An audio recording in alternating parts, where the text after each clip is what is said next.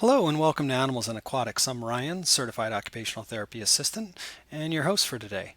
And today I'd like to talk a little bit about the similarities and differences between aquatic occupational therapy and adaptive swim lessons. So, occupational therapy is a healthcare service, and you need to be licensed per your state guidelines in order to be a practitioner.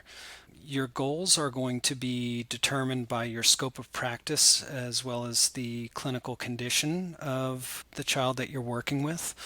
And while swimming may work on some of those common issues or difficulties that our clients are dealing with, it's not the same as the goals for an adaptive swim program are going to be very different from an occupational therapy session.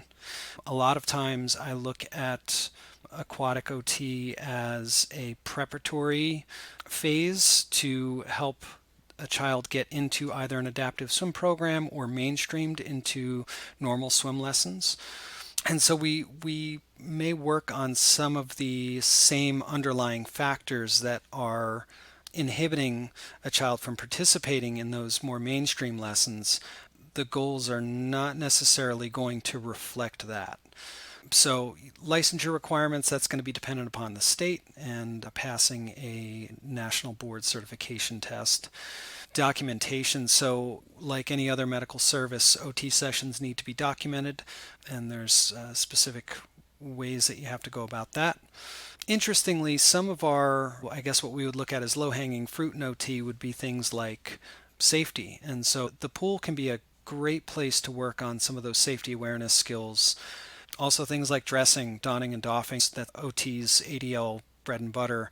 We can look at working on different flotation devices and working the buckles and clasps so we can get some of those fine motor skills. Even though you wouldn't think of the aquatic environments as typically being a fine motor, heavy in the fine motor department, we can always look to modify or adapt and add ways in to work on those skills as well.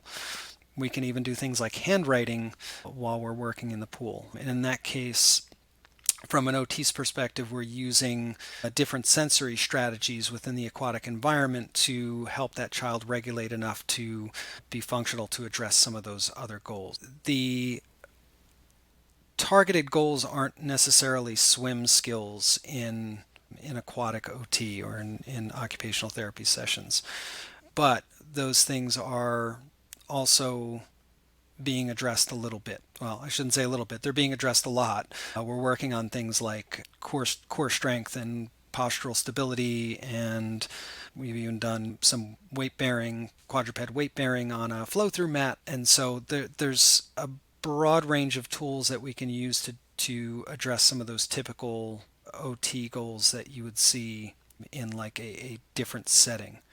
Documentation is also very different when you're looking at an aquatic occupational therapy session versus an adaptive swim lesson. An adaptive swim lesson, you might have like a report card where you're noting the child's progress to meeting different swim milestones. In an OT session, you're going to be documenting per your goals and the child's progress in meeting those goals.